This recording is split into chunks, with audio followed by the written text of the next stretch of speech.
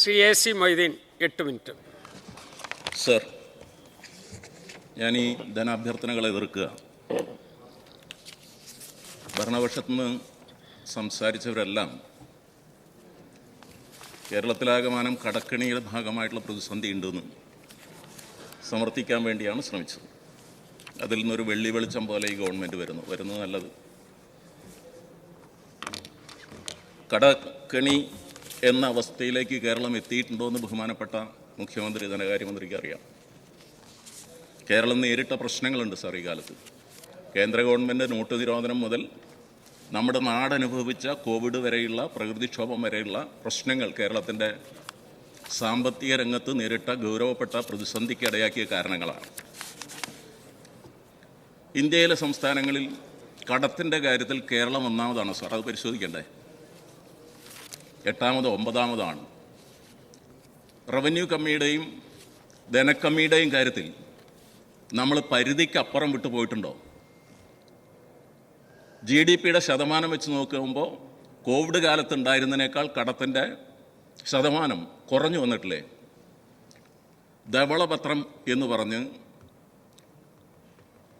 സാമ്പത്തികാരോഗ്യം പരിശോധിക്കാനാണ് എന്ന് പറഞ്ഞ കാര്യങ്ങൾ കേരളത്തിൻ്റെ പബ്ലിക് ഡൊമൈനിൽ ഉണ്ടായിരുന്ന സാധനമാണ് സാർ. CNAGയും റിസർവ് ബാങ്കിൻ്റെയും എല്ലാം കണക്കുകളിൽ പറഞ്ഞ കാര്യം ഈ വസ്തുതകൾ ഒക്കെ ഉണ്ട്. കടമില്ല എന്നാരും പറഞ്ഞിട്ടില്ല, സാമ്പത്തിക പ്രയാസങ്ങളില്ല എന്നാരും ഞങ്ങൾ ഭരിക്കുന്ന കാലത്തും പറഞ്ഞിട്ടില്ല. അപ്പോൾ ഇത് പറഞ്ഞ് ഒരു ധവളപത്രം ഇറക്കി നിങ്ങൾ അതിൻ്റെ പശ്ചാത്തലത്തിൽ കേരളത്തിലെ വികസന പ്രവർത്തനങ്ങളിൽ മുമ്പുണ്ടായിരുന്നതിനെ എങ്ങനെ തകർക്കാമെന്നും നിങ്ങളുടെ കാഴ്ചപ്പാടനുസരിച്ച് PPP മോഡലിനൊന്നും ഞങ്ങളെതിരല്ല, എങ്ങനെ പൊതുസ്വത്ത് സ്വകാര്യ മേഖലയ്ക്ക് കൊടുക്കാൻ കഴിയും എന്ന ആലോചനയുടെ പശ്ചാത്തലം ഉണ്ടാക്കാനാണ് ധവളപത്രത്തെ നിങ്ങൾ പ്രയോജനപ്പെടുത്തിയത് എന്നാണ് ഞങ്ങളുടെ ആക്ഷേപം. അല്ലാതെ ഞങ്ങൾ ഏതെങ്കിലും മേഖലയിൽ PPP മോഡൽ വരുന്നതിന്, സ്വകാര്യ നിക്ഷേപം വരുന്നതിന് ഞങ്ങൾ ഏതെങ്കിലും കാലത്ത് എതിർത്തിട്ടുണ്ടോ സാർ?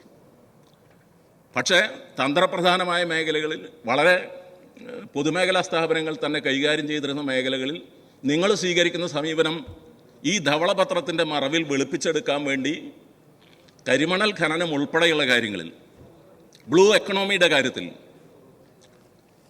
തുറമുഖങ്ങളുടെ വികസനത്തിൽ ആരെങ്കിലും എതിർ പറഞ്ഞിട്ടുണ്ടോ സാർ? നമ്മളെല്ലാവരും ഒരുമിച്ച് നിന്നതാണ്. പക്ഷേ അതിൻ്റെ പേരിൽ നിക്ഷേപം സ്വീകരിക്കാൻ എന്ന് പറഞ്ഞ് നിങ്ങൾ നടത്തുന്ന സ്വകാര്യ നിക്ഷേപത്തിന് അമിതമായ സ്വാതന്ത്ര്യം കേരളത്തിൻ്റെ നിലവിലുള്ള അവസ്ഥയെ മാറ്റുന്നതിനെതിരായിട്ടുള്ള നിലപാടാണ് ഞങ്ങൾ സ്വീകരിച്ചത്. അല്ലാതെ സ്വകാര്യ നിക്ഷേപം വേണ്ട എന്നുള്ളൊരു സമീപനമൊന്നും ഞങ്ങൾ സ്വീകരിച്ചിട്ടില്ല. സംസ്ഥാനത്തിൻ്റെ ദുരിതങ്ങളുണ്ടാകുമ്പോൾ സന്തോഷിച്ചിരുന്ന ആളുകൾ സാർ ഇപ്പുറത്തുണ്ടായിരുന്നു ഒരു കാലത്ത്. ഇനിയും മഴ വരാനുണ്ടല്ലോ, ഇനിയും ദുരിതമുണ്ടാവും എന്ന് പറഞ്ഞവരൊക്കെ, എന്തിനത്ര സ്പീഡ് എന്ന് ചോദിച്ചവരൊക്കെ ഇപ്പുറത്ത് ഇവിടെ ഇരുന്നിരുന്നു എന്നുള്ള കാര്യം നിങ്ങൾ ഓർക്കണം. ഞങ്ങൾ സ്പീഡിനെതിരല്ല സാർ. ഞങ്ങളുടെ പദ്ധതി വേണ്ട, നിങ്ങൾ വേറെ സ്പീഡ് കൊണ്ടുപോകാം വേണം എന്നുള്ള കാര്യത്തിൽ നമുക്ക് യോജിപ്പല്ലേ? അതിൽ ഞങ്ങളുടെ പദ്ധതി വന്നപ്പോൾ അതിനെ നഖശിഖാന്തം നിങ്ങൾ എതിർത്തു. ആ വികസന പ്രവർത്തനങ്ങൾ തടയാൻ നോക്കി. നിങ്ങൾ പുതിയ പദ്ധതി കൊണ്ടുപോകാം, ഞങ്ങളാരെങ്കിലും അതിനെ എതിർത്തോ? കേന്ദ്ര പദ്ധതികളുടെ ഭാരം ഇപ്പോൾ സംസ്ഥാനത്തിൻ്റെ മേൽ വരുന്നുണ്ട്. നേരത്തെ രാവിലെ ഇവിടെ പറഞ്ഞല്ലോ, 10% സംസ്ഥാനം എടുക്കേണ്ടടുത്ത് 40% പടിപടിയായി കൂടി വരിക. സംസ്ഥാനത്തിൻ്റെ മേൽ പുതിയ സാമ്പത്തിക ഭാരം കേന്ദ്രത്തിൻ്റെ നയത്തിൻ്റെ ഭാഗമായിട്ടുണ്ടാകുന്നു. നമുക്ക് കിട്ടേണ്ട വിഹിതം കുറയുന്നു.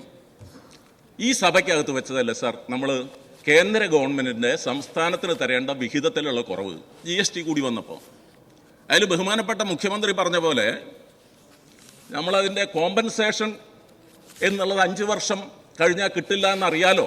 ആ കാര്യത്തിൽ മാത്രമല്ല, മറ്റെല്ലാ വിഹിതത്തിലും ഈ പ്രശ്നം വരുന്നില്ലേ? ആ പ്രശ്നമുണ്ട് എന്ന് കാണണം. അതിനെതിരായിട്ടുള്ള ഒരുമിച്ചൊരു പ്രതിഷേധത്തിന് എന്തേ തയ്യാറാവാതിരുന്നത്? ഒരു സംസ്ഥാനത്തിൻ്റെ വിഷയം മാത്രമായിരുന്നു അത്. അപ്പുറത്ത് കർണാടകയോ മറ്റോ പിന്നീട് സമരത്തിന് പോയില്ലേ? നമുക്ക് ഒരുമിച്ച് നിൽക്കാൻ കഴിയുമെങ്കിൽ ഈ സംസ്ഥാനത്തിൻ്റെ മലയാളികളുടെ താല്പര്യം സംരക്ഷിക്കാൻ കേന്ദ്ര ഗവൺമെൻറ്റിനോട് ഏറ്റുമുട്ടണം എന്നല്ല ഞങ്ങൾ പറയുന്നത്. കേന്ദ്ര ഗവൺമെൻറ് ഈ ഫെഡറലിസത്തെ തകർക്കാൻ വേണ്ടി സംസ്ഥാനത്തെ ഉപരോധമുണ്ടാക്കി മലയാളികൾക്കെതിരായി ആകെ വരുന്ന പ്രശ്നത്തിനോട് നമുക്ക് ഒരുമിച്ച് നിൽക്കാൻ കഴിയുന്ന കാര്യത്തിൽ നിങ്ങൾ അങ്ങനെ ഒരു സമീപനമല്ല സ്വീകരിച്ച്, മലയാളികളോട് ശത്രുതാപരമായൊരു സമീപനമാണ് സ്വീകരിച്ച. ആ ഘട്ടത്തിൽ നിങ്ങൾ പ്രതിപക്ഷത്തായിരുന്നപ്പോൾ അത് ഞങ്ങളുടെ ധർമ്മം. ഒരു ബഹുമാനപ്പെട്ട മന്ത്രി പറഞ്ഞു, അന്ന് ഞാൻ പറഞ്ഞത് ഇത് എൻ്റെ പുറകിലുള്ള ഈ സാധനമില്ല, അതിൻ്റെ പുറകിലിരുന്നിട്ടല്ല. അപ്പം അന്ന് ഞങ്ങൾ പറയും. അങ്ങനെ ഒരു നിലപാട് സ്വീകരിക്കാമോ സാർ? ഉത്തരവാദപ്പെട്ട ഒരു രാഷ്ട്രീയ പാർട്ടി, ദേശീയ പ്രസ്ഥാനത്തിൻ്റെ ഭാഗമായി ഒന്ന് ഞങ്ങളതിൻ്റെ പിന്തുടർച്ചക്കാരാണ് എന്നൊക്കെ പറയുന്ന ഒരു രാഷ്ട്രീയ പാർട്ടി അത്തരം ഒരു നിലപാട് സ്വീകരിക്കുന്നത് ശരിയാണോ എന്ന് ആലോചിക്കണം എന്നാണ് ഞങ്ങൾ പറഞ്ഞത്. അപ്പോൾ അതിനെതിരായി യോജിച്ചു നിന്ന് കാര്യങ്ങൾ പറയണം.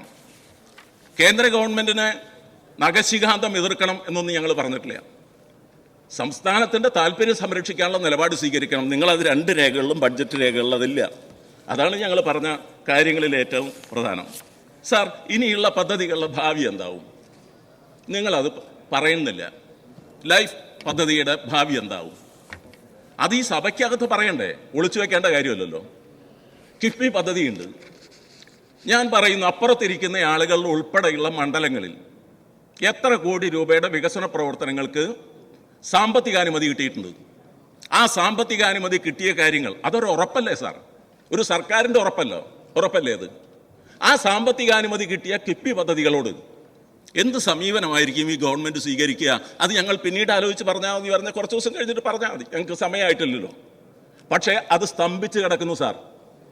ഇന്നുള്ള ചെലവിനേക്കാൾ ഇരട്ടി ചെലവിലേക്ക് നിങ്ങളുടെ കാലതാമസം അതിനിടയാക്കും. അതിൻ്റെ നടത്തിപ്പിൽ മറ്റു കാര്യങ്ങൾ നിങ്ങളുടെ കാഴ്ചപ്പാടനുസരിച്ച് മാറ്റം വേണമെങ്കിൽ അത് ചെയ്യണം. പക്ഷേ അതിനെ തകർത്ത് ഈ കേരളത്തിൻ്റെ അടിസ്ഥാന സൗകര്യ വികസനത്തിന് ഈ സാമ്പത്തിക ഞെരുക്കങ്ങൾക്കിടയിലും നമ്മൾ സ്വീകരിച്ചൊരു ബദൽ നയത്തെ ഞെക്കിക്കൊല്ലുമ്പോൾ മണ്ഡലത്തിലെ വികസന പ്രവർത്തനങ്ങളെ, കേരളത്തിൻ്റെ പൊതുവികസന പ്രവർത്തനങ്ങൾ അത് ബാധിക്കും എന്നുള്ള കാര്യം നമുക്ക് നല്ല പോലെ കാണണം. സാർ, ഞാൻ വിശദാംശങ്ങളിലേക്ക് പോയില്ല, സമയം കുറയാണ്. ഇവിടെ ഒരു കമ്മി ഇക്കോസിസ്റ്റം ഉണ്ട് എന്നൊരു മെമ്പർ പറഞ്ഞു. സോഷ്യൽ മീഡിയ ഭാഷയാണിപ്പോൾ കമ്മി, കൊങ്ങി, സംഘി എന്നൊക്കെയുള്ളത്. കമ്മി സിസ്റ്റം ഉണ്ടെങ്കിൽ എതിർക്കണം. അതിന് പകരം കൊങ്ങി സിസ്റ്റം കൊണ്ടുവരാനാണോ നിങ്ങൾ ശ്രമിക്കുന്നത്? അതാണോ ഭരണത്തിൻ്റെ ഉദ്ദേശം? പക്ഷേ നിങ്ങൾ ആ സിസ്റ്റം സ്വീകരിക്കുമ്പോൾ നിങ്ങൾ നിയമിച്ചവരെ കുറിച്ചുള്ള ആക്ഷേപം വരിക. കാർഷിക സർവകലാശാലയിൽ വന്നു, സംഘിയല്ലേ sir? Officer on special duty, election കമ്മീഷനായിരുന്നയാൾ. അദ്ദേഹം തെരഞ്ഞെടുപ്പ് കമ്മീഷന്റെ കടലാസിൽ BJPയുടെ സീൽ വെച്ച ആളല്ലേ? നിങ്ങൾ ഈ സിസ്റ്റത്തെ എങ്ങോട്ടാണ് കൊണ്ടുപോകുന്നത്? ഈ കാര്യം മാത്രമല്ല, മഹാത്മാഗാന്ധി യൂണിവേഴ്സിറ്റിയുടെ, സിൻഡിക്കേറ്റിന്റെ ഉൾപ്പെടെയുള്ള വിഷയങ്ങളിൽ ഈ പ്രശ്നം വരികയല്ലേ? ബഹുമാനപ്പെട്ട മന്ത്രി സിദ്ദിഖ് ആ കാര്യത്തിൽ, കാർഷിക സർവകലാശാലയുടെ കാര്യത്തിൽ ശക്തമായി ഉന്നയിക്കുന്നത് നമ്മൾ കണ്ടു. പക്ഷെ വേറൊരു മന്ത്രി പറയാണ്, ഒരു അൺഹെൽത്തി ഡിബേറ്റിന് ഞങ്ങളില്ല. ഏതാ കാര്യം? നാട്ടുകാരൻ്റെ പുറത്ത് അവനുണ്ടാക്കിയ വീടിൻ്റെ, ഈ കേരള സർക്കാർ 4 ലക്ഷം രൂപ കൊടുത്ത വീടുകൾക്ക് പുറമെ 1,20,000 തന്ന വീടിൻ്റെ പുറകിൽ ഈ ചാപ്പ കുത്തണം. അതിൻ്റെ ഭാഗമായിട്ട് അത് സ്വീകരിക്കാൻ കഴിയില്ല എന്ന് പറഞ്ഞ അന്നത്തെ മുഖ്യമന്ത്രിയുടെ പ്രതിപക്ഷ നേതാവായിരുന്നു. നിങ്ങൾക്ക് നിഷേധിക്കാൻ കഴിയുമോ? നിങ്ങളൊരു ലോഗോയൊക്കെ എടുത്ത് ഇറങ്ങിക്കൊണ്ട് അത് വാങ്ങിക്കാൻ വേണ്ടി ഈ കാര്യങ്ങളൊക്കെ ചെയ്യണം എന്ന് പറഞ്ഞ് ആ ചാപ്പ കുത്തലിനെ അംഗീകരിക്കുന്നത് നിങ്ങൾ BJPയുമായി, കേന്ദ്ര ഗവൺമെന്റുമായി ഏറ്റുമുട്ടലിന്റെ കാര്യമല്ല, ധാരണയുണ്ടാക്കി പോകുന്നു എന്ന് ശക്തിപ്പെട്ട് വരുന്നുണ്ട് കേരളത്തിൽ. അത് നേരത്തെയും ഉണ്ടായിരുന്നു. കേരളത്തിലെ തെരഞ്ഞെടുപ്പ് ചരിത്രം നോക്കിയാൽ അതറിയാം. അത്തരമൊരു നിലപാട് നല്ലപോലെ വരുന്നുണ്ട്. അത്തരമൊരു ഇക്കോസിസ്റ്റം വേണം എന്നാണോ ബഹുമാനപ്പെട്ട മെമ്പർ ഇവിടെ പറഞ്ഞത്? ഏതെങ്കിലും ഒരു നിയമനത്തിന്റെ കാര്യത്തിൽ മാത്രമല്ല. ഇപ്പോ നിരവധി ആളുകളെ, നിങ്ങൾ നിയമിച്ച ആളുകളെ കുറിച്ചുള്ള ആക്ഷേപം, ഇത്തരം ബന്ധങ്ങൾ ആക്ഷേപം ഉന്നയിച്ച് അവസാനിപ്പിക്കുകയാണ് സാർ. ഇത് വരുന്നുണ്ടല്ലോ സാർ. ഭരണാനുമതി കിട്ടിയ പദ്ധതികളുടെ, AS കിട്ടിയ പദ്ധതികളുടെ അതിൻ്റെ സംഖ്യ വെട്ടിക്കുറച്ചാൽ അതിൻ്റെ പ്രവർത്തനം സർക്കാർ തന്ന ഉറപ്പല്ലേ സാർ? ഏത് സർക്കാർ തന്നാലും അത്തരം ഒരു നിലപാട് സ്വീകരിക്കരുത് എന്ന് ഞാൻ അഭ്യർത്ഥിക്കുകയാണ്. RKI പദ്ധതികളുണ്ട്. റീബിൽഡ് കേരള ഇനിഷ്യേറ്റീവിൻ്റെ ഭാഗമായിട്ടുള്ള പദ്ധതികൾക്ക് നിങ്ങളുടെ മണ്ഡലം ഉൾപ്പെടെയുള്ള എല്ലാ സ്ഥലത്തും അനുമതിയുണ്ട്. അതിനോട് കഴിഞ്ഞ ഗവൺമെന്റ് ആണ് ആ പദ്ധതിക്ക് അനുമതി തന്നത് എന്നുള്ളത് കൊണ്ട് ഇപ്പം അതിനോടൊരു നിഷേധാത്മക സമീപനം സ്വീകരിച്ച 102 ആളുകൾ നിങ്ങൾ അപ്പുറത്തല്ലേ സാർ? അത് ഉപേക്ഷിക്കാമോ? അത് ഉപേക്ഷിക്കരുത് എന്ന് ഞാൻ അഭ്യർത്ഥിക്കുക. നിങ്ങൾക്ക് നവകേരളം പദ്ധതിയുടെ കാര്യങ്ങളെക്കുറിച്ച് ആക്ഷേപം ഉണ്ടാകാം. പക്ഷേ നവകേരളം പദ്ധതിയുടെ ഭാഗമായി 7 കോടി രൂപ 140 മണ്ഡലങ്ങളിലെയും അടിസ്ഥാന സൗകര്യ വികസനത്തിന് വേണ്ടി അനുവദിച്ച ഒരു ഗവൺമെന്റ് ആയിരുന്നു പിണറായി വിജയൻ മുഖ്യമന്ത്രിയായിരുന്ന ഗവൺമെന്റ്. ഞങ്ങൾ വിവേചനം കാണിച്ചില്ല. അതിനോടുള്ള നിങ്ങളുടെ സമീപനവും നിലപാടും എന്താവും? ആ പദ്ധതി വേണ്ടെന്ന് വെക്കുമോ നിങ്ങൾ?